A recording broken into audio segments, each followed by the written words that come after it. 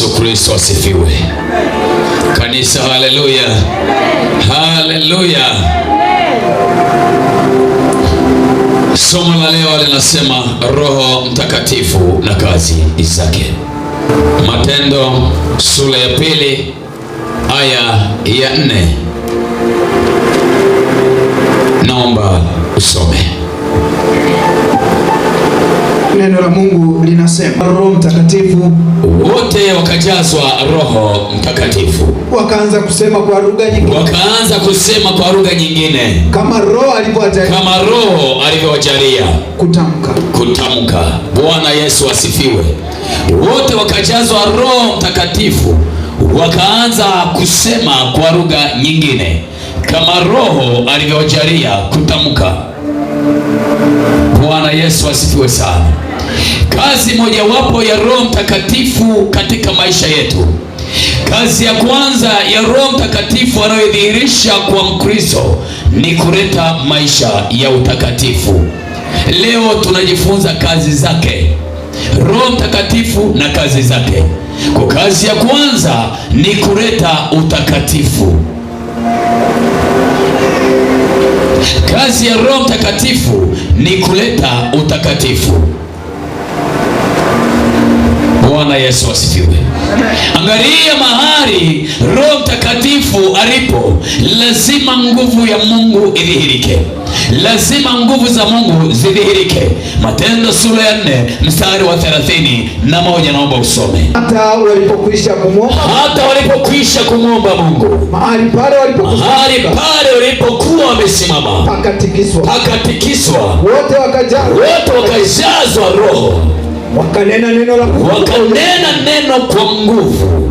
Mahali pale walipokuwa wamesimama pakatikiswa kwa sababu ya nguvu ya Mungu.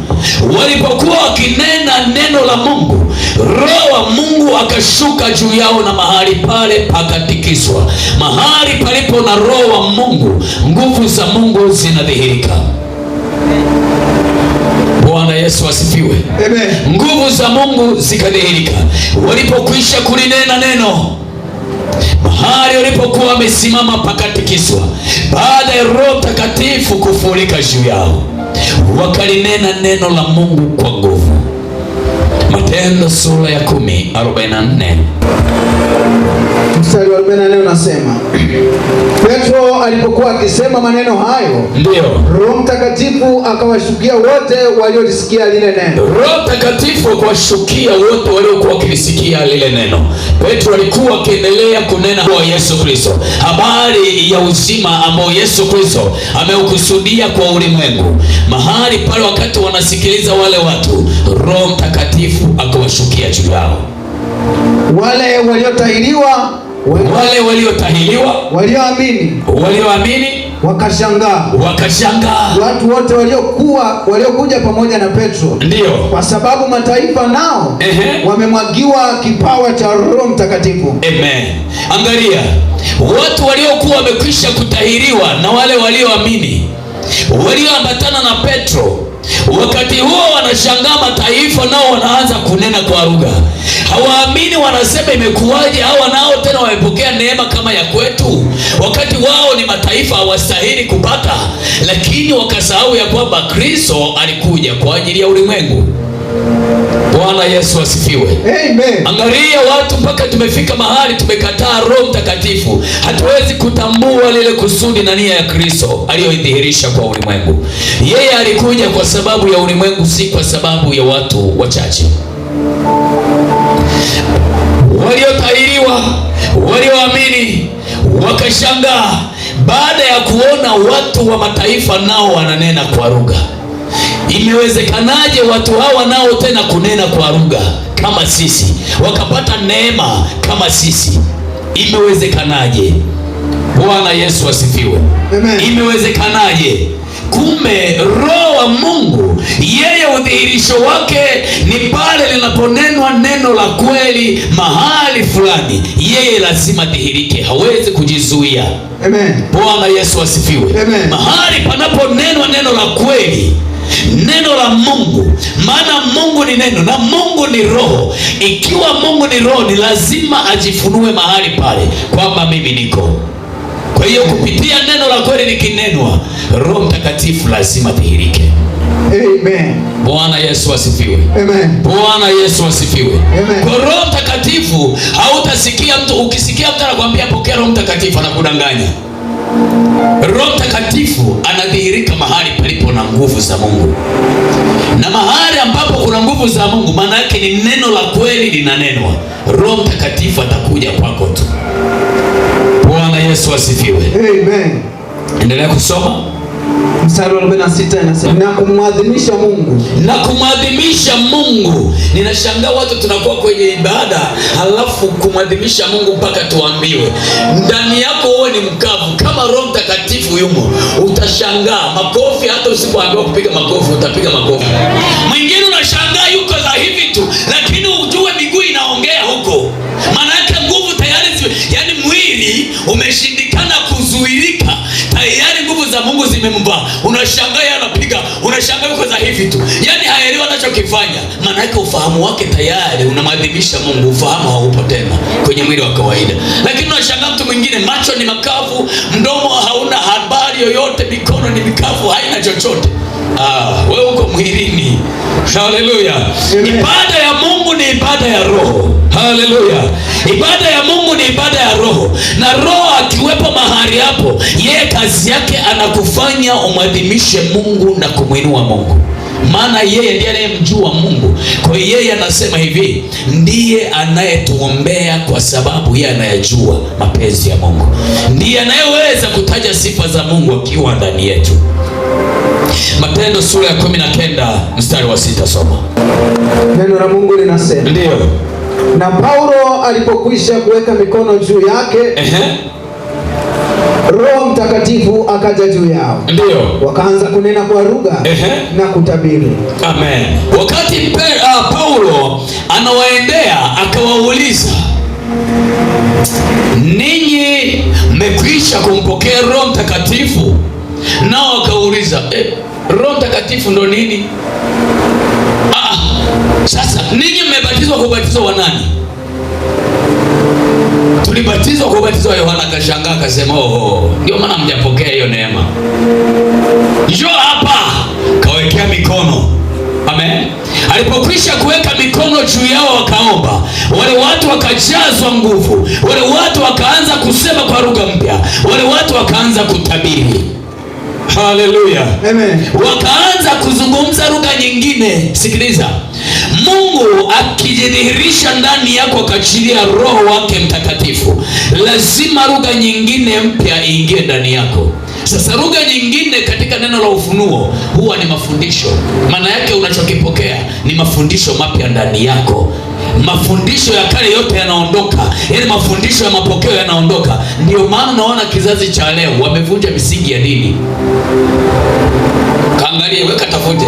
Vijana leo hawataki kusikia mifumo ya dini. Wao wanataka kwenda na Roho Mtakatifu. Kwa nini? Kwa sababu wamepokea lugha mpya ndani yao, na ni kipindi cha kupokea lugha mpya ndani yao. Ndio maana unaona wazee wao wanagombana na vijana. Hivi ninyi mnakaa mnazurura tu, mnatangatanga ovyo ovyo. Sio wao, ni lugha mpya iliyoingia ndani yao. Misingi ya dini kavunjika. Hakuna kijana atakayemsikia anajitambulisha kwa dini yake, labda yule kijana ambaye bado ufahamu haujaingia. Lakini aliyepokea neema mpya, yeye misingi ya dini alishaivunja. Kwa nini? Kwa sababu Roho Mtakatifu kazi yake ni kuleta kitu kipya ndani yako akiingia. Sasa walipopokea neema ya Roho Mtakatifu, wakapokea lugha mpya, wakaanza kunena, wakaanza kutabiri. Kwa hiyo angalia, waliopokea neema ya Kristo ya kujazwa Roho Mtakatifu walianza kuwa na maisha mapya mengine. Angalia, waweza kuandika hivi: Roho Mtakatifu ana kazi moja tu katika maisha yetu. Kazi moja tu alionayo ni moja ya muhimu sana. Hiyo kazi ni ya muhimu mno kuliko kazi zingine zote. Kazi hiyo ni kuleta utakatifu kwenye maisha yako. Akikosekana Roho Mtakatifu ndani yako, hata ungetafuta kwa gharama ya namna gani, Roho Mtakatifu asipokuwapo, utakatifu huwezi ukaumiliki. Angalia Ugalatia 5:18. Ongozwa na Roho, hamko chini ya sheria. Hamko chini ya sheria. Bwana Yesu asifiwe. Roho Mtakatifu ni imani. Kwa maana gani? Roho Mtakatifu ni neno. Neno ni Mungu. Mungu ni Yesu Kristo. Yesu Kristo ni Roho. Bwana Yesu asifiwe. Na Yesu Kristo ni imani. Maana Wagalatia 3:23 anatueleza kwamba kabla haijaja ile imani tulikuwa tumefungwa chini ya sheria, lakini alipokuja yeye akatufungua. Roho Mtakatifu anapoingia ndani yako, cha kwanza anahakikisha kwamba kile kilichozuia kuleta utakatifu kwenye maisha yako anakiondoa. Warumi sura ya 8 mstari wa 14. Wote wanaongozwa na Roho wa Mungu, ndio hao ndio wana wa Mungu. Ukiongozwa na Roho wa Mungu unadhihirika kuwa mwana. Bwana Yesu asifiwe. Kwa hiyo Roho Mtakatifu anakupa kuwa na sura ya Mungu, analeta utakatifu ndani yako, na utakatifu ndio sura ya Mungu kwa kanisa. Kwa hiyo kanisa lisilokuwa na Roho Mtakatifu, sura ya Mungu haipo. Na kanisa lisilokuwa na Roho Mtakatifu, maana yake utimilifu haupo. Na kama utimilifu haupo, hakuna wokovu mahali hapo. Na kama hakuna wokovu, hakuna kupata uzima wa milele. Bwana Yesu asifiwe. Kwa hiyo ukikwepa kuongozwa na Roho Mtakatifu, umekwepa utakatifu. Ukikwepa utakatifu, umekwepa sura ya Mungu. Ukikwepa sura ya Mungu, umekwepa kuwa na wokovu. Ukikwepa kuwa na wokovu, umekwepa kuishi milele na milele pamoja na Mungu. Angalia Waebrania sura ya 12 mstari wa 14. Utakatifu. Utakatifu ndio sura ya Mungu, na ndilo jambo muhimu kuliko mambo yote ambayo unaweza kuyahangaikia, kwa sababu bila utakatifu huwezi kumwona Mungu. Soma. Tafuteni kwa bidii kuwa na amani na watu wote. Tafuteni kwa bidii kuwa na amani na watu wote. Na huo utakatifu. Na huo utakatifu ambao hapana mtu aweze kumwona Mungu asipokuwa nao. Tafuta kwa bidii kuwa na amani na watu wote, na huo utakatifu ambao hapana mtu aweze kumwona Mungu asipokuwa nao. Roho Mtakatifu akiwa ndani yako, lazima atakuhimiza kutafuta amani. Roho Mtakatifu atakutengenezea kuwa na roho ya majuto ndani yako ili utafute amani.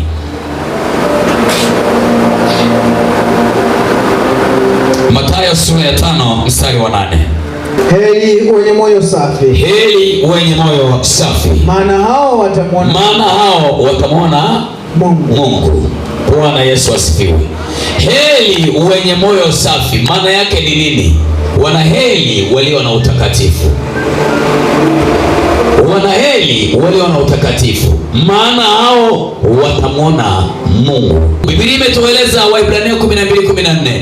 Amesema wazi, usipokuwa na amani na huo utakatifu huwezi kumwona Mungu. Wanaheri mtu yule aliyebebelea utakatifu, aliyeng'ang'ania utakatifu ili amwone Mungu. Zaburi ya 34:14.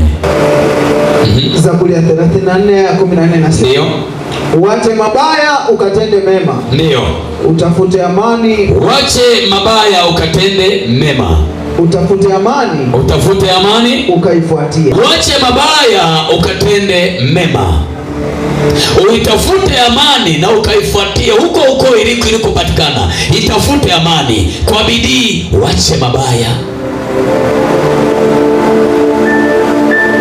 Leo hii kanisa limepotea kwa sababu Roho Mtakatifu hayumo. Na nikizungumza kanisa, nazungumza mtu mmoja, sizungumzi kundi. Kama itatokea kundi likaungana likatengeneza mfumo wa Mungu kuishi ndani yao, basi nao wataitwa kanisa. Lakini kanisa huwa ni mtu mmoja mmoja, maana mbinguni hatuingii makundi, anaingia mtu mmoja. Bwana Yesu asifiwe. Haleluya. Amen. Angalia kazi ya Roho Mtakatifu katika maisha ya wokovu. Andika hivyo. Kazi ya Roho Mtakatifu katika maisha ya wokovu. Kazi ya Roho Mtakatifu katika maisha ya wokovu anayoifanya, ya kwanza, anamzaa mtu mara ya pili na kuleta maisha mapya ya wokovu. Anamzaa mtu mara ya pili na kuleta maisha mapya ya wokovu. Yohana 16 mstari wa 8 mpaka wa 11. Yohana, naye akisha kuja, huyo atauhakikishia ulimwengu, kwa habari ya nini? Ya dhambi, kwa habari ya dhambi na haki, na hukumu. Kwa habari ya dhambi, kwa sababu hawaniamini mimi, kwa sababu hawamwamini Mungu. Kwa habari ya haki, kwa sababu mimi naenda zangu kwa Baba, ndio, wala hamnioni tena. Kwa habari ya hukumu, ndio, kwa sababu yule mkuu wa ulimwengu amekwisha kuhukumiwa. Amen. Tito 3:5 analeta maisha mapya. Hiyo ndiyo kazi yake katika maisha ya wokovu. Anamzaa mtu mara ya pili. Tito sura ya 3 aya 5 inasema, ndio, si kwa sababu ya matendo ya haki tuliyoyatenda, bali kwa rehema yake, kwa kuoshwa kwa kuzaliwa kwa pili, na kufanywa upya na Roho Mtakatifu. Amen. Kwa hiyo unaona kazi ya Roho Mtakatifu katika maisha ya wokovu ni kukuzaa mara ya pili. Unazaliwa, unakuwa kiumbe kipya. Hautabadilika sura yako, isipokuwa ni utu wako wa ndani utabadilika. Maisha yako ya ndani yatabadilika, maana utu wetu wa ndani ndiyo ambao ni sura na mfano wa Mungu. Tukikosa ule utu wa ndani, kikaingia kingine, sura ya Mungu haiwezi kuonekana ndani yetu. Kinachoonekana ni kile ambacho kiko ndani yetu. Roho Mtakatifu akiingia ndani yako, yeye analeta sura mpya, analeta utu wa ndani uliofanywa na Roho Mtakatifu. Ndipo sasa unapoitwa kiumbe kipya. Angalia Wathesalonike wa pili sura ya pili mstari wa 13. Wathesalonike wa pili sura ya pili 13, soma. Lakini imetupasa sisi kumshukuru Mungu siku zote kwa ajili yenu, ndugu mliopendwa na Bwana, kwa kuwa Mungu aliwachagua tangu mwanzo mpate wokovu katika kutakaswa na nani? Na Roho, na kuiamini kweli, na kutakaswa na kwa ajili ya Roho Mtakatifu. Kwa njia ya Roho Mtakatifu tunapoipokea hiyo neema ya kuisikia kweli ya Mungu. Kumbe ninapoisikia kweli ya Mungu natakasika. Kweli ya Mungu ndio ubatizo. Yesu akasema hivi, uwatakase kwa ile kweli yako, neno lako ndio kweli. Kumbe neno la kweli ndilo linaloweza kunibadilisha. Ninaposikia habari za Roho Mtakatifu, na Roho Mtakatifu nikaachia nafasi yangu kuwa yeye aweze kupata neema ya kuingia ndani yangu, maana yake tayari mimi naruhusu mifumo yangu kutengenezwa na kutakaswa. Kwa kuwaza kwangu, kutenda kwangu, kunena kwangu na kuishi kwangu ni Roho Mtakatifu. Ndio maana Paulo alifika mahali akasema, kuishi kwangu ni Kristo. Maana yake aliruhusu Roho Mtakatifu atawale ndani yake. Akasema nimezibeba chapa za Kristo. Maana yake aliruhusu Roho Mtakatifu agonge muhuri kwenye maisha yake. Roho Mtakatifu akiingia ndani yako, anafanya kazi ya utakaso na kukufanya upya. Waefeso 1:4. Waefeso sura ya 1 mstari wa 4. Kama vile alivyotuchagua katika yeye, kabla ya kuwekwa misingi ya dunia, ili tuwe watakatifu, watu wasiokuwa na hatia mbele zake katika pendo. Katika yeye nani? Mungu. Kwa hiyo sisi ni miungu wadogo. Ndio maana anaachilia roho wake ndani. Mungu akamwambia Musa, chagua wazee 70 unaowafahamu wewe, halafu nitatoa sehemu ya roho yako niweke juu yao. Mungu anatuchagua katika yeye, analeta roho yake ndani yetu ili tuyatende yale anayoyataka sisi tuyatende hapa duniani. Kwa hiyo kanisa lililo na Roho Mtakatifu litayatenda na kuyatimiza mapenzi ya Mungu kwa wakati, kwa sababu anayatenda mapenzi ya Mungu sio wewe, ni Roho aliyeko ndani yako. Ukiwa na Roho wa Mungu utayatenda mapenzi ya Mungu. Ukiwa na roho wa ibilisi utayatenda mapenzi ya ibilisi. Bwana Yesu asifiwe. Amen. Kwa hiyo angalia, kazi ya Roho Mtakatifu katika maisha ya wokovu ni utakaso na kufanywa upya. Lakini angalia, kazi nyingine ya Roho Mtakatifu katika maisha ya wokovu ni kukaa kikamilifu ndani ya waaminio. Yohana 14:17. Kukaa kikamilifu ndani ya waaminio. Kila anayemwamini Kristo, Roho Mtakatifu anaingia ndani yake. Na tunaposema kumwamini Kristo, humwamini kwa kusema Kristo, lile neno ulilolisikia na ukaliamini, tayari umemwamini Kristo. Lile neno ulilolisikia ukaliamini, ukaliishi, maana yake wewe umemwamini Kristo. Sasa Roho Mtakatifu anachokifanya ndani yako ni kuhakikisha kwamba yeye anakaa kikamilifu ndani yako. Soma Yohana 14:17. Roho wa kweli ambaye ulimwengu hauwezi kumpokea, ambaye ulimwengu hauwezi kumpokea, kwa kuwa haumwoni wala haumtambui. Bali ninyi mnamtambua, maana anakaa kwenu. Sikiliza, walio kubali kuliamini neno la Kristo, Roho Mtakatifu anakaa ndani yao. Lakini wale waliosikia Agano Jipya wakalipokea lakini likawa la andiko, Roho Mtakatifu ndani yao hayumo. Maana hawawezi kumtambua, kwa maana hawamuoni. Hata katika maisha yao hawamuoni.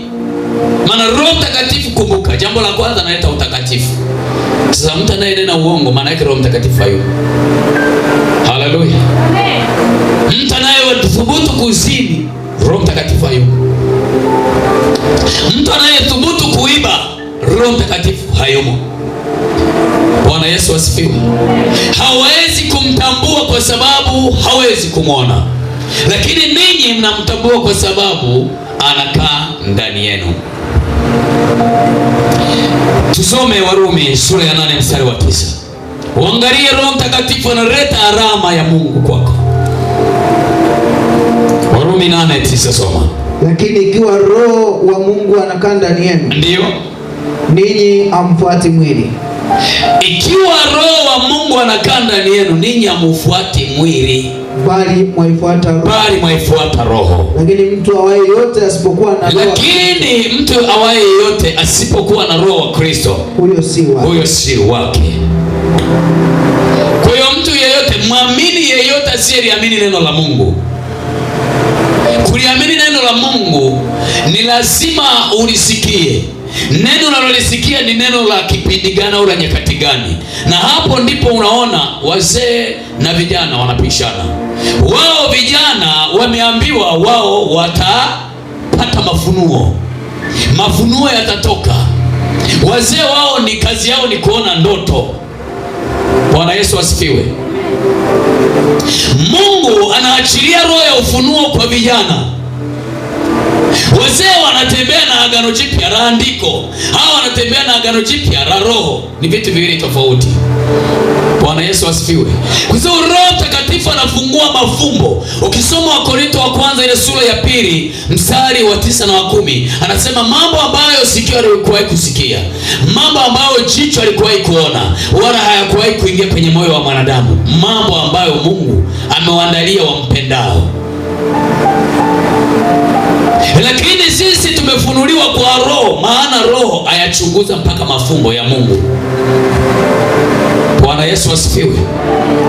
Kwa aliye na Roho wa Kristo, huyo ndio wa kwake. Roho Mtakatifu ni alama ya Mungu kwa muamini. Mtu aliyeamini akiwa na Roho Mtakatifu, maana yake tayari mtu huyo ana alama ya Mungu. na asiyekuwa na Roho wa Kristo, huyo si wa kwake. Maana yake kama una Roho Mtakatifu, isahau mbingu. Huwezi kuipenya mbingu. Bila Roho Mtakatifu huwezi kushinda dhambi. Bila Roho Mtakatifu huwezi kujua makusudi ya Mungu kwako. Maana yake aliye na Roho Mtakatifu anajua kila muda Mungu anawaza nini. Bwana Yesu asifiwe sana. Amen. Tuangalie Roho Mtakatifu katika Agano Jipya. Tuangalie Roho Mtakatifu katika Agano Jipya. Yohana sura ya 14:26. Kazi yake ni kutufundisha kweli yote. Ni kutufundisha kweli yote. Hiyo ndio kazi ya Roho Mtakatifu katika Agano hili Jipya. Tena la Roho, sio la andiko. Maana andiko linaua. Sisi tunataka kupona. Yohana 14:26 soma. Lakini huyo msaidizi, huyo Roho Mtakatifu ambaye Baba atampeleka kwa jina langu. Tulia kidogo. Ambaye Baba atampeleka kwa jina langu. Jina langu lipi? Yesu akasema, ninyi hamjaomba kwa jina langu, ombeni sasa ili mpate kupewa. Ule mstari wa 12 mpaka 13 usome. Na macho yake yalikuwa kama mwali wa moto. Ndio. Na juu ya kichwa chake vilemba vingi. Ndio. Naye ana jina lililoandikwa. Asilolijua ila yeye mwenyewe. Na amevikwa vazi lililochovya katika damu. Na jina lake aitwa neno la Mungu. Bwana Yesu asifiwe. Amen. Haleluya. Amen. Huyo msaidizi, huyo Roho wa kweli ambaye Baba atampeleka kwa jina langu. Kumbe Roho Mtakatifu anakuja katika neno la kweli. Sasa wewe subiri, pokea Roho Mtakatifu. Toka umetabiriwa kupokea. Leo umepokea mara ngapi? Kila siku unapokea Roho Mtakatifu. Bwana Yesu asifiwe. Amen. Roho Mtakatifu anakuja kwako kwa njia ya neno la kweli. Ukisikia neno la kweli, injili ya kweli. Ndio maana Paulo akasema, injili yangu na neno langu, kuhubiri kwangu na neno langu, si katika kushawishi akili za watu. Kumbe kuna kuzishawishi akili za watu. Watu hawezi kutengenezwa kuwa sura ya Mungu, na ndio maana unaona leo vibaka hawaishi na wako makanisani, kwa sababu hawajawahi kupokea alama ya Mungu. Muhuri wa Mungu hawana. Kama hana muhuri wa Mungu, maana yake ni ana muhuri wa Ibilisi. Na kama ana muhuri wa Ibilisi, hata kama ungemfundisha au ungemwelekeza, hawezi kubadilika. Ndio maana naona tunafarijiana mbinguni, tunaingia kwa neema. Hakuna mpango kama huo. Biblia inasema ufalme wa Mungu unatekwa na wenye nguvu. Sasa kama ufalme wa Mungu unatekwa na wenye nguvu, isahau. Sio ukaanza kujichanganya ukatafuka shida kumtafuta Roho Mtakatifu kwa kuisikia kweli ya Mungu, ukategemea kuingia mbinguni kwa neema. Ambaye Baba atampeleka kwa jina langu. Jina la Yesu Kristo ni neno la kweli, ambao tunaona Ufunuo 14 ule mstari wa kwanza anasema, wenye jina la Baba yangu na jina langu mwenyewe, ambao tayari kumbe ni watu walio na kweli ya Mungu kwenye vipaji vya nyuso zao. Bwana Yesu asifiwe. Amen. Bwana Yesu asifiwe. Amen. Angalia kitabu cha Yohana 16:13. Lakini yeye atakapokuja, huyo Roho wa kweli atawaongoza awatie kwenye kweli yote. Kwa maana hata nena kwa shauri lake mwenyewe. Lakini yote atakayoyasikia atayanena. Na mambo yajayo atawapasha habari zake. Kumbe tunapata habari zilizoko katika ufalme wa Mungu kupitia Roho Mtakatifu. Habari ya mambo yajayo, maana yake yeye anayafunua kabla hayajatokea. Hiyo ndiyo kazi ya Roho Mtakatifu. Haijalishi hatari iko mbele yako, yeye anakujulisha, aidha kwa ndoto au kwa maono au kwa sauti au kupitia hata neno. Anaweza kukujulisha mbele yako kuna anguko. Haleluya. Na mara nyingi anaweza kukujulisha kwa njia kuona unatembea huna nguo, au unatembea una kaptura, au unatembea una nguo, yani maana tayari mbele yako kuna taarifa unapewa kwamba kuna anguko mbele yako linakuja. Sasa aliye wa rohoni atawahi haraka kuhakikisha huo mlango na ufunga. Roho Mtakatifu kazi yake lazima kujulishe mambo yanayokwenda kutokea kabla hajatokea. Kazi ya Roho Mtakatifu sio kufunua jambo limekwisha kutokea halafu anakuja kukuambia. Sio kazi yake hiyo. Kazi ya Roho Mtakatifu ni kufunua mambo yaliyo sirini, mambo ambayo hayajatokea, yeye anakupasha habari yake. Lakini anakujulisha yote aliyosikia kwa baba yake, aliyosikia kwa Mungu, yote anayanena kwako. Ili mradi wewe una alama ya Mungu, lazima kujulisha hizo habari. Angalia kitabu kile cha Wakorintho wa kwanza sura ya 2 13 na 15. Wakorintho wa kwanza sura ya 2 13 mpaka 15. Roho Mtakatifu katika Agano Jipya anafanya nini? Nayo tuyanena si kwa maneno yanayofundishwa kwa hekima ya kibinadamu, bali yanayofundishwa na Roho, tukiyafasiri mambo ya rohoni kwa maneno ya rohoni. Angalia, ngoja nikwambie mtu wa Mungu, sikiliza. Roho Mtakatifu mahali alipo, kumbuka Roho Mtakatifu ameanza kuoperate mara baada ya ufufuo wa Yesu Kristo. Kanisa likatoka kwenye ufu. Siku ya tatu Yesu analifufua kutoka kwenye ufu, analiingiza katika mfumo wa rohoni. Maana yeye aliwaambia kwamba ninakwenda kuandalia mahali ili mimi nilipo na ninyi muwepo. Mahali hapo kwenda kuandaa sio huko juu mbinguni. Yeye alikuwa anakwenda kutuandalia mahali pale Calvary. Maana yeye alikuwa katika ulimwengu wa roho, sisi tulikuwa katika ulimwengu wa mwili. Maana yake yeye alipo, sisi hatupo. Sisi tulipo Yesu hawezi kuja kwa sababu sisi tuko mwilini, yeye ni wa rohoni. Ikabidi aende Calvary ili apigane vita, ashinde, atupokonye mikononi mwa ibilisi, atulete mahali yeye alipo kwenye ulimwengu wa roho. Kwenye ulimwengu wa roho injili yake ni ya rohoni. Mambo yote yanayonenwa ni ya rohoni. Amen. Injili inafasiriwa kwa maneno ya rohoni. Lakini kwa nini bado tunaendelea na injili ya Agano Jipya la Andiko? Kama ni injili ya Agano Jipya la Andiko, Yesu alisema, kamwambia huyo mbweha leo na kesho natoa pepo na kuponya wagonjwa. Siku ngapi hizo? 2. Siku ya tatu nakamilika. Siku ya tatu ni siku ya ufufuo. Kanisa kutoka kwenye ufu wa kiroho. Kanisa litembee katika mambo ya roho, katika roho, likifasiri mambo ya rohoni, likinena injili ya rohoni. Na injili ya rohoni ndiyo inayokamilisha watakatifu, maana wanaisikia sauti ya Kristo. Ndiyo maana yule mwanamke Msamaria akasema, yuaja Masihi, najua yuaja Masihi, na atakapokuja atatufunulia mambo yote. Akamwambia, anayenena na wewe ndiye. Akashanga akasema, ndio maana nimeambiwa habari ya wanaume 6. Amejuaje mambo yangu? Kumbe ndiye. Akakimbia kuwaita watu. Bwana Yesu asifiwe sana. Kwa Roho Mtakatifu haongei kwa shauri lake. Sasa angalia, ndio maana nakwambia hivi, hatutakiwi kuanza kuambizana, yule ni nabii wa uongo, yule nabii wa uongo. Sikiliza, nitakufundisha kweli, halafu utatambua magugu na ngano. Bila injili ya rohoni huwezi kutambua injili ya upotovu. Huwezi kutambua. Utaona yote ni sawa sawa, utaona yote ni injili na maneno mazuri, lakini hubadiliki. Bwana Yesu asifiwe. Tunajua yuaja Masihi, na atakapokuja atatujulisha mambo yote. Roho wa kweli anapokuja kwako haneni kwa shauri lake, na kama si kwa shauri lake, maana yake atanena kwa shauri la Mungu. Yale ambayo Mungu amemtuma kuyanena atayanena kwako. Sasa angalia, mimi nikija ninanena injili ambayo haiwezi kukufaidia wewe roho yako, au injili sio tafuta roho yako, hiyo sio injili ya ufalme.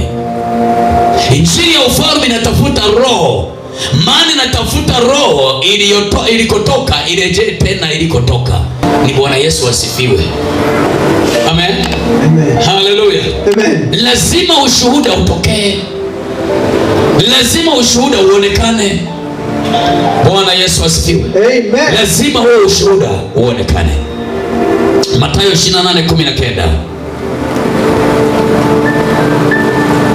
Neno la Mungu linasema, ndio, basi nendeni mkawafanye mataifa yote kuwa wanafunzi, kiwabatiza kwa jina la Baba na Mwana na Roho Mtakatifu. Sasa kimbembe kiko kwenye hilo eneo, mkawafanye mataifa kuwa wanafunzi, mkiwabatiza kwa jina la Baba, Mwana na Roho Mtakatifu.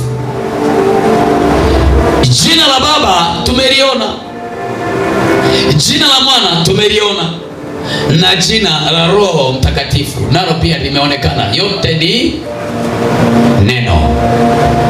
Je, ni kweli tunafundisha neno au tunafundisha maandiko? Maana kuna mtu amekariri maandiko mwanzo mpaka Ufunuo, lakini bado amefungwa na madhabahu, bado miungu inamtesa, bado anateswa na uongo, bado anateswa na wizi, bado anateswa na kila aina ya dhambi. Ni maandiko. Neno likiingia ndani yako linaitwa moto. Neno likiingia ndani yako ni upanga. Neno likiingia ndani yako ni nyundo. Kwa tabiri iliyoshindikana ndani yako lazima itapigwa tu. Bwana Yesu asifiwe. Angalia kitabu cha Marko 16:15. Ukawafanye mataifa kuwa wanafunzi wangu. Ukawafanye mataifa kuwa wanafunzi wangu. Badala yake tumewageuza kuwa washirika wetu. Akawaambia, enendeni ulimwenguni mote, mkaihubiri injili kwa kila kiumbe. Injili ni nini? Namba moja ni maisha ya Yesu Kristo, injili. Lakini namba mbili ni uweza wa Mungu.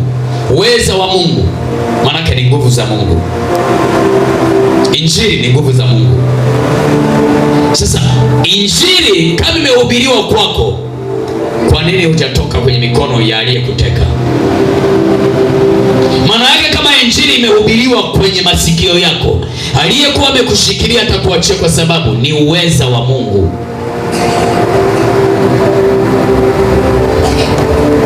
Tumeshindwa kutoka kwenye mikono ya hao waliotushikilia kwa sababu tulihubiriwa maandiko, injili, agano jipya la andiko. Tungekutana na agano jipya la Roho, maana yake injili ingekuja ina uweza ndani yake, ingeleta wokovu kwenye maisha yangu au kwenye maisha yako. Bwana Yesu asifiwe. Kwa hiyo Roho Mtakatifu akija ndani yako ni kuachilia nguvu ndani yako. Luka 24:47 mpaka 48. Luka 24:47-48. So mstari 47 unasema, ndio, na kwamba mataifa yote watahubiriwa kwa jina lake habari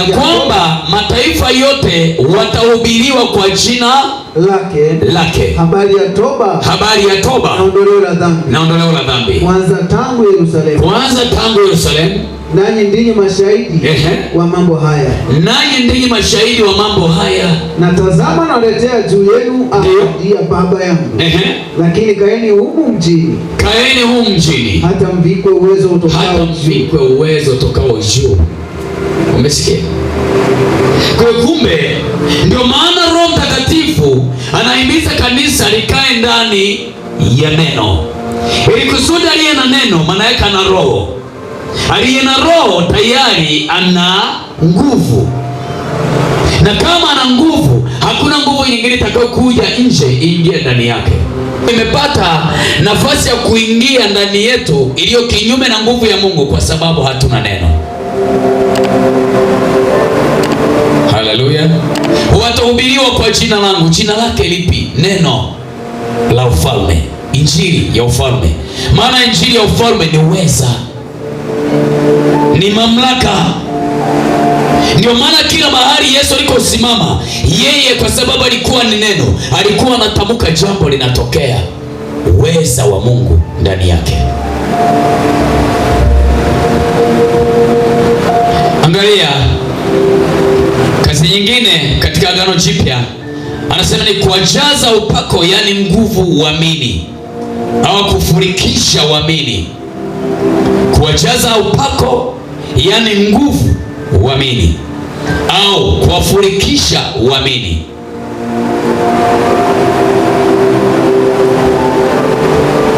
Ni Matendo sura ya 2 mstari wa 4 na Matendo sura ya 4 mstari wa 31. Wote wakajazwa Roho Mtakatifu. Wote wakajazwa Roho Mtakatifu. Wakaanza kusema kwa lugha nyingine. Wakaanza kusema kwa lugha nyingine. Kama Roho alivyowajalia. Kama Roho alivyowajalia kutamka. Wajaza nguvu waaminio, upako. Amen. Amen. 4:32 nasema. Na jamii ya watu walioamini ndio walikuwa na moyo mmoja, ndio, na roho moja. Wala hapana mmoja aliyesema ya kuwa kitu chochote alichonacho ni mali yake mwenyewe. Amen. Bwana Yesu asifiwe. Kwa hiyo unaona kwamba kazi ya Roho Mtakatifu ni kuwafurikisha wanaoliamini neno la Mungu. Ukilipokea neno la Mungu, Roho Mtakatifu kazi yake ni kukufanya wewe ujazwe uweza wa Mungu. Kwa hiyo ibilisi na mamlaka yake haina nguvu ndani yako. Ndio maana tunasoma kwa habari ya mbingu mpya. Baada ya ibilisi kuondolewa katika mbingu za kwanza, malaika wakasimama kwenye mlango, wakafunga milango. Kwa hiyo hakuna mahali ambapo anaruhusiwa kupita. Ndio maana Biblia inasema kwamba kinyonge hakitaweza kuingia mahali pale. Kwa nini? Pamekwisha kutakaswa, malaika wanalinda hilo lango. Kwa hiyo kama malaika analinda hilo lango, shetani hawezi kuingia tena. Na malaika ni roho, na roho ni neno. Ndio maana vitu vya rohoni ni mafumbo. Siri za Mungu zimefichwa katika mafumbo. Angalia, malaika ni roho, haonekani. Mungu ni roho, haonekani. Neno ni roho. Sasa tunajiuliza, huyo malaika ni nani anayesimama kwenye hilo lango? Hiyo ni siri, kwa sababu sijapewa kufundisha hicho kitu leo. Lakini angalia Warumi 5:5. Kumimina pendo la Mungu ndani ya watu waaminio. Ndio maana Roho Mtakatifu anapokuja ndani yako, anaachilia upendo ndani yako. Usijione unamchukia jirani yako, upendo umepunguka. Roho Mtakatifu hayumo. Hata kama unasali, soma 5:5. Na tumaini halitatahayarishi. Ndio. Kwa maana pendo la Mungu limekwisha kumiminwa katika mioyo yenu. Ndio. Na Roho Mtakatifu tuliyepewa sisi. Umesikia? Pendo la Mungu limekwisha kumiminwa. Aliye na Roho Mtakatifu utamkumbusha kuwahi ibada. Unachelewa ibada kwa sababu Roho Mtakatifu. Amen. Kama Roho Mtakatifu yumo ndani yako, utamsifu Mungu pasina shaka, kwa sababu wewe unajua unayemsifu ni nani. Bwana Yesu asifiwe. Pendo la Mungu linamiminwa ndani yako, unakuwa kiumbe kingine. Kwa muda wote wewe unampenda Mungu, unatamani usikie Mungu anasema nini ndani yako. Unatamani usikie Mungu anazungumza kitu gani kwako. Angalia Warumi 8:26. Roho Mtakatifu katika Agano Jipya hutuombea sisi kwa kuugua kusikoweza kutamkwa. Kadhalika Roho naye hutusaidia udhaifu wetu. Kadhalika Roho naye hutuwezesha. Kwa maana hatujui kuomba jinsi tupasavyo. Ndio. Lakini Roho mwenyewe hutuombea kwa kuugua kusikoweza kutamkwa. Roho mwenyewe hutuombea. Kwa Roho Mtakatifu, yeye akiwa ndani yako, yeye ndiye anayekuongoza kuomba. Maana hujui kuomba ipasavyo. Na Biblia inasema hivi, tukiomba sawasawa na mapenzi yake anatusikia. Wangapi wanaomba nje ya mapenzi ya Mungu? Wangapi wameomba hawajibiwi? Ni kwa sababu wanaomba nje ya mapenzi ya Mungu. Kwa nini? Kwa sababu Roho Mtakatifu hayupo. Roho Mtakatifu akiwepo, utaomba sawasawa na mapenzi ya Mungu. Hivi mnajua kwamba kuna maombi ya unafiki? Unajua? Unachagua maombi ya kuomba. unaombea fulani, yaani umeshawapanganisha. Unaombea fulani, unaombea fulani, unaombea fulani. Yaani umeshagua. Roho Mtakatifu akija ndani yako, anafuta kalenda yako. Ulikuwa unataka kuombea familia yako, anakuambia haya ombea taifa. Haya unataka kuombea taifa, haya anakuambia ombea fulani. Bwana Yesu asifiwe. Hiyo ndio kazi ya Roho Mtakatifu. Anaomba sawa sawa na mapenzi ya Mungu, haombi kwa matakwa yako. Lakini ukiwa wewe kama wewe utaanza kupanga, leo hii naombea hiki, naombea hiki, naombea hiki. Ni wewe, hizo ni akili zako. Alafu hayo maombi Mungu hayasikii. Hizo ni akili zako. Leo nataka niombee uzao wangu kabisa. Hizo ni za kwako. Roho Mtakatifu akiingia, ulikuwa umepanga agenda ni kuombea uzao wako, unashangaa anakubadilishia hata kukumbuka uzao. Biblia inasemaje? Sumbukia ya wengine, haya kwako atayasumbukia Mungu. Bwana Yesu asifiwe. Angalia Wakorintho wa kwanza 12 mstari wa 4 mpaka 11. Tutasoma maeneo machache tu, lakini Mungu anataka kudhihirisha kwamba ikiwepo habari ya roho. Angalia, Roho Mtakatifu katika Agano Jipya ni mpaji wa karama. Ni mpaji wa karama. Ni mpaji wa karama. Roho Mtakatifu akiwepo ndani na kuziwezesha karama na huduma kutenda kazi. Wakorintho wa kwanza sura ya 12 mstari wa 4 mpaka wa 11. Basi pana tofauti za karama. Ndio. Bali roho ni yule yule. Bali roho ni yule yule. Tena pana tofauti za huduma. Ndio. Na Bwana ni yule yule. Kisha pana tofauti za kutenda kazi. Ndio. Bali Mungu ni yeye yule. Ndio. Atendaye kazi zote katika wote. Ndio. Lakini kila mmoja hupewa ufunuo wa roho kwa kufaidiana. Maana mtu mmoja kwa roho amepewa neno la hekima. Ndio. Na mwingine neno la maarifa. Ndio. Apendavyo roho yeye yule. Ndio. Mwingine imani katika roho yeye yule. Na mwingine karama za kuponya katika roho yule mmoja. Na mwingine matendo ya miujiza. Na mwingine unabii. Na mwingine kupambanua roho. Mwingine aina za lugha. Na mwingine tafsiri za lugha. Amen, inatosha.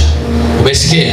Hivyo vyote Roho Mtakatifu anavileta ndani ya kanisa ili waweze kufaidiana, kila mmoja mjenge mwenzake. Bwana Yesu asifiwe.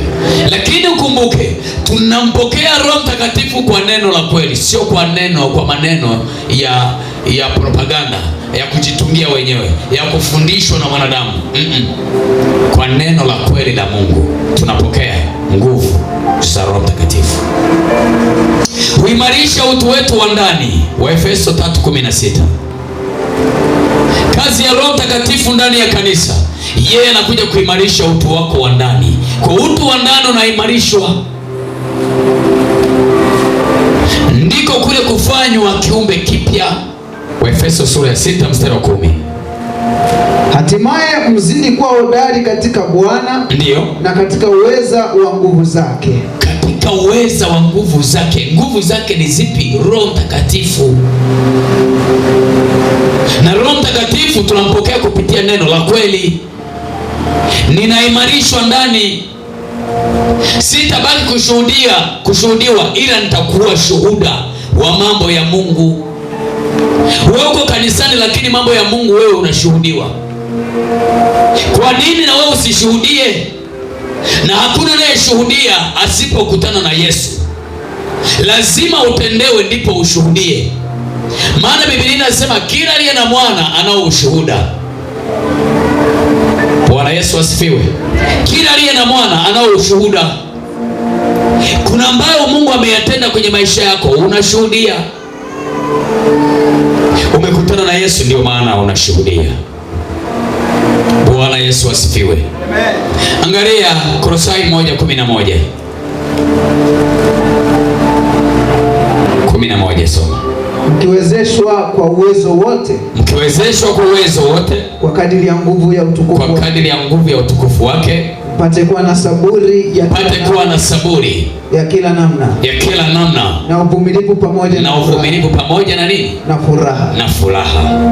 Roho Mtakatifu akiwa ndani yako, utakuwa na saburi. Roho Mtakatifu akiwa ndani yako, kila eneo unakopita, iwe ni jaribu, iwe ni magumu, iwe ni adha, iwe ni magonjwa, utakuwa mvumilivu kwa sababu Roho Mtakatifu yuko ndani yako.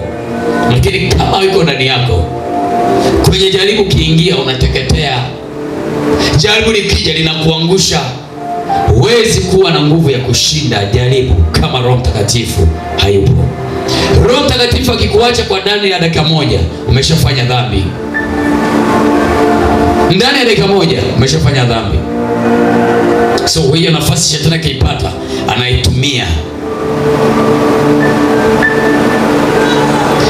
Roho Mtakatifu katika Agano Jipya anatia nguvu, analitia nguvu neno la Mungu. Timotheo wa pili sura ya 3 mstari wa 16. Timotheo sura ya 3 mstari wa 16. Timotheo wa pili, soma. Kila andiko lenye pumzi ya Mungu, kila andiko lenye pumzi ya Mungu lafaa kwa mafundisho, lafaa kwa mafundisho, na kwa kuwaonya watu, na kuwaonya watu makosa yao, na kwa kuwaongoza, na kwa kuadabisha katika haki, na kuadabisha katika haki. Hulitia nguvu neno la Mungu. Pumzi ni roho. Pumzi ni roho.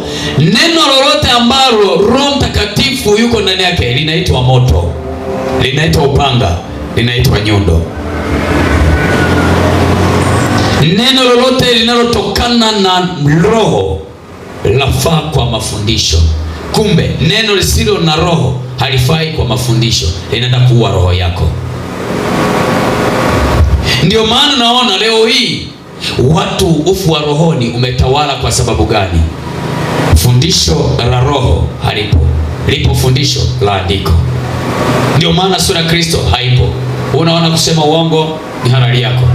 Unaona kwenda kwa Kalimanzira ni halali yako. Unaenda kutembea na benteni huko, halali yako. Unakwenda kufanya mambo gani? Halali yako. Kwa sababu gani? Roho Mtakatifu haimo. Una ujasiri. Lakini Roho Mtakatifu akiwemo anasema uwe nini? Uwe nini? Uwe mfu kwa mambo ya nini?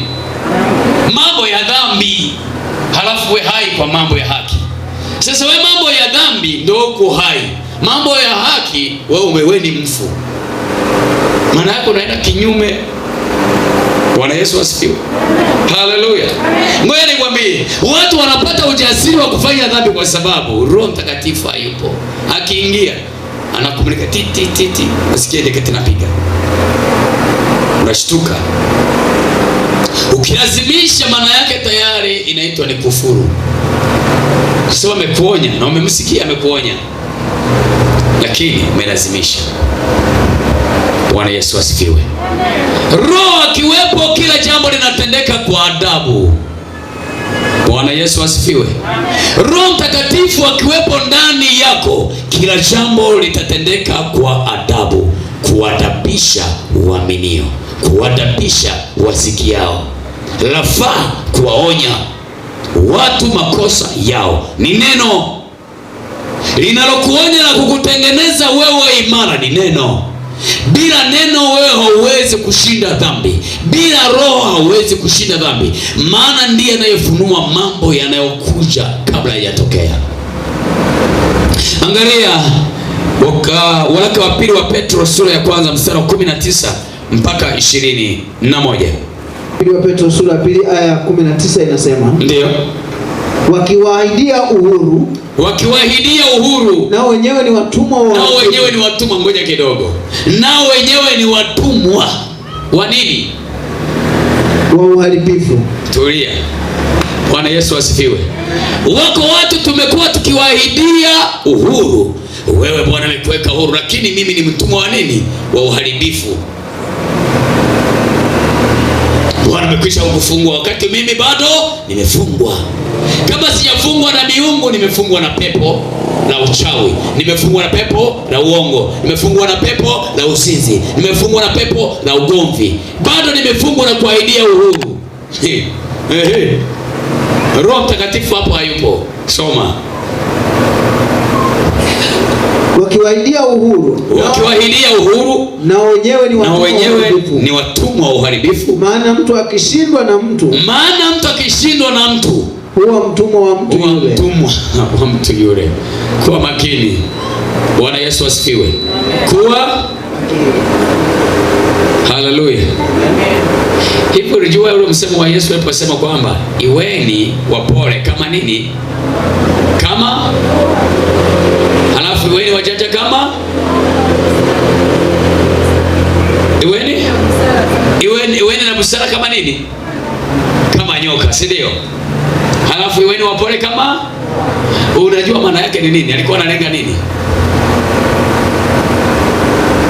Haleluya. Chukua tabia ya nyoka halafu ichukue na tabia ya watu wa duniani. Tabia ya nyoka yuko hivi, akitaka hebu waza, nyoka uwezo wa kumkamata sungura hawezi. Lakini nyoka anaweza kukaa siku 7 anamuwinda sungura. Analala saa ngapi? Anapenda kutoka saa ngapi? Anarudi saa ngapi? Anasinzia saa ngapi? Hapo kote bado anamuwinda tu, hafanyi chochote na wala hawezi kumuona.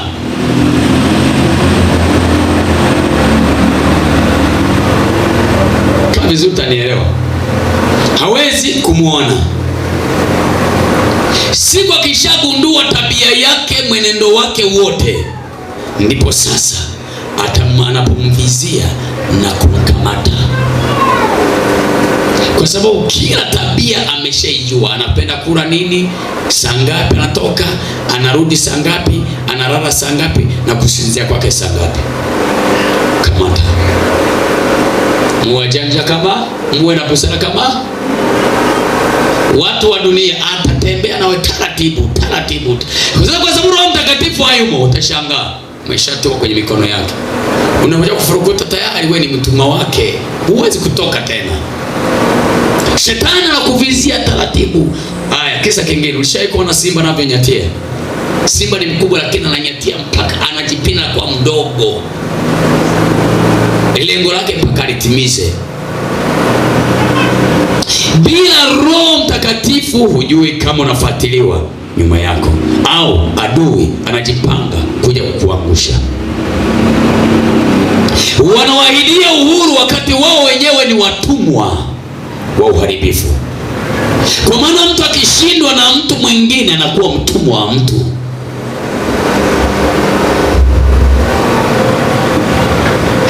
Haleluya. Endelea. Mstari wa 20 unasema. Ndio. Kwa maana wale waliokwisha kuyakimbia machafu ya dunia. Kwa kumjua Bwana na Mwokozi Yesu Kristo. Kama akinaswa tena na kushindwa. Hali yao ya mwisho imekuwa mbaya kuliko ile ya mwanzo. Na Biblia imeyazungumza hayo, imeweka wazi, ikasema lakini hayo imetukia sawa sawa na ile mithali isemayo mbwa karudia matapishi yake na nguruwe kugagaa matopeni. Hasa anapozungumza mbwa na nguruwe, hazungumzi hao mbwa tunaowaona na kitimoto huko tunaowatafuna. Anazungumzia watu.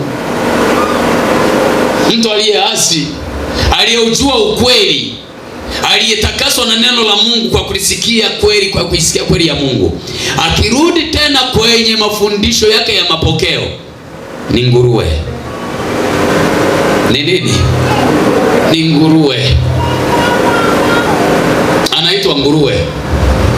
Mbwa ni yule mtu ambaye alikwisha kukimbia dunia huko, halafu akarudi tena duniani.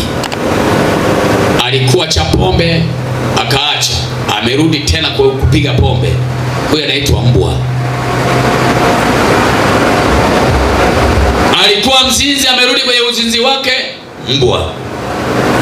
Ndicho anachokizungumza. Soma.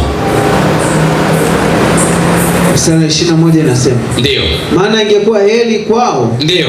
kama asingeilijua njia ya haki kuliko kuijua kisha kuiacha ile amri takatifu aliyopewa. Lakini imetukia kwao sawasawa na ile mithali ya kweli, mbwa ameyarudia matapiko yake mwenyewe, na nguruwe aliyeoshwa amerudi kugagaa matopeni. Umesikia? Kwa ni mithali Yesu aliwafumba pale ili wasia kumpiga mawe. Bwana Yesu asifiwe. Ingekuwa heri kama wasingalijua njia ya haki. Ameshajua njia ya haki, kweli ya Mungu ameijua. Amejua namna ya kutembea na Mungu, amejua namna ya kutembea na Roho Mtakatifu. Yeye kaacha hiyo nafasi, karudi tena duniani, karudi tena kwenye mafundisho yenye upungufu na yenye manyonge. Sasa anasema ingekuwa heri singeijua hiyo njia ya haki kuliko kuijua kisha kaiacha ile amri takatifu.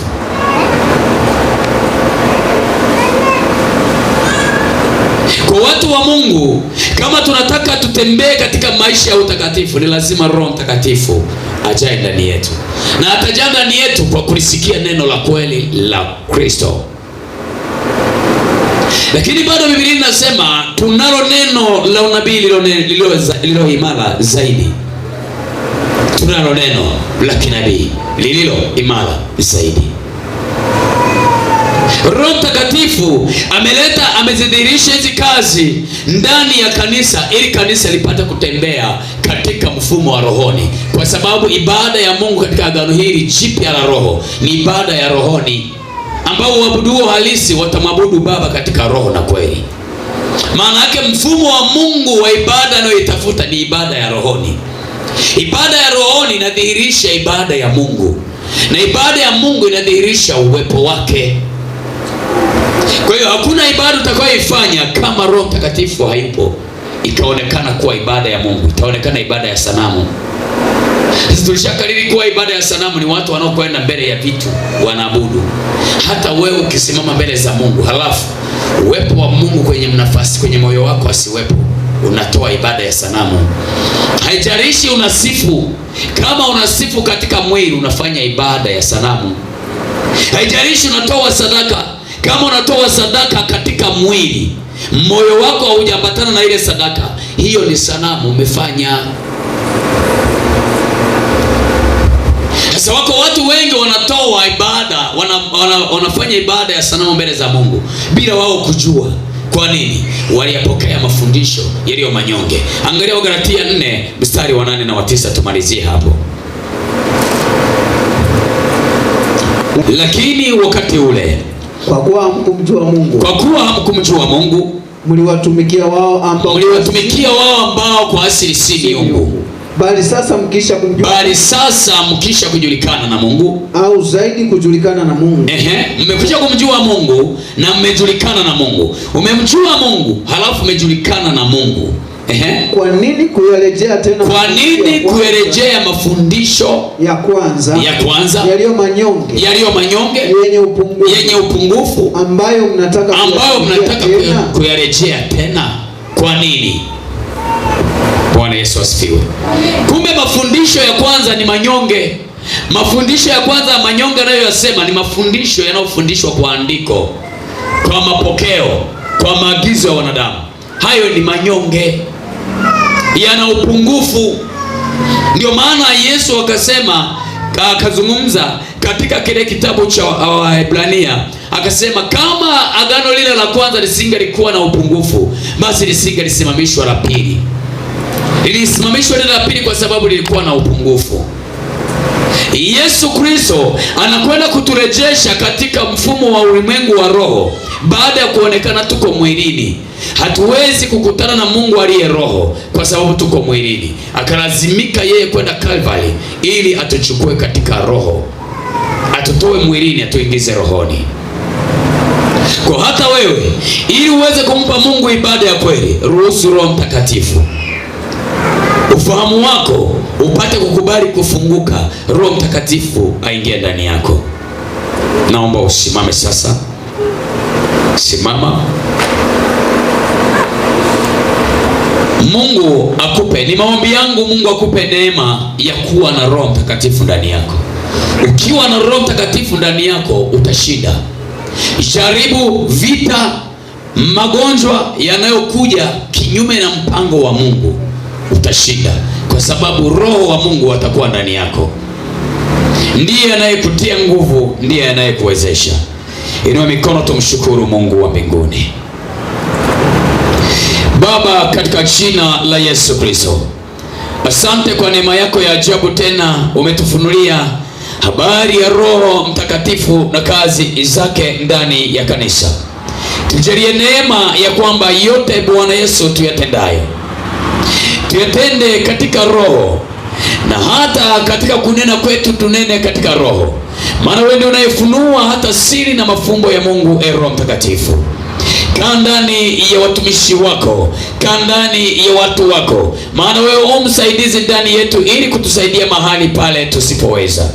Roho Mtakatifu, dhihirisha kusudi lako ndani yetu, ukadhihirishe kusudi la Mungu ndani ya waaminio, ili waaminio wapate kuwa na alama ya Mungu. Ni lazima Roho Mtakatifu udhihirike ndani yetu, dhihirika ndani ya kila mmoja mmoja, kwa maana wewe ni moto, kwa maana wewe ni upanga, kwa maana wewe ni nyundo. Ukiingia ndani ya watu, Bwana, utatengeneza jambo jipya. Bwana, utadhihirika katika jina la Yesu Kristo. Mungu wa mbinguni, na inua Yehova Shama watu wako sasa, Roho wako akaingie ndani ya watu wako katika jina la Yesu Kristo. Nami naleta kwako mahitaji yao na mioyo yao Bwana, ikasogezwe mbele zako Mungu, ukaachilie nguvu mpya ndani yao, ukaachilie neno la uzima ndani yao, ili kila aliyesikia leo akafanyike kuwa kiumbe kipya tena. Mungu wa mbinguni, akajitenge na dhambi, akajitenge na uovu na uharibifu, maana kila jambo linatendeka kwa wakati ulioamriwa. Baba, asante kwa sababu watu wako wamesikia, na kama wasingalisikia wasingalikuwa na hatia. Sasa watakuwa na hatia kwa sababu Bwana wewe Mungu umenena nao masikioni mwao. Yesu Kristo, tujalie neema kuwa na Roho wako Mtakatifu, ili tuweze kushinda uovu, tuweze kushinda uharibifu. Anasema ya kwamba katika neno lako, iweni hodari ili mpate kushindana siku ya uovu. Baba, tunakushukuru kwa sababu umelifunua neno hili kwa majina yaliyoamriwa na Mungu wa mbinguni. Lifanye kanisa lako kuwa imara kwa utukufu wako, katika jina la Yesu Kristo, na kila mwenye uhai aseme amen. Bwana Yesu asifiwe sana. Basi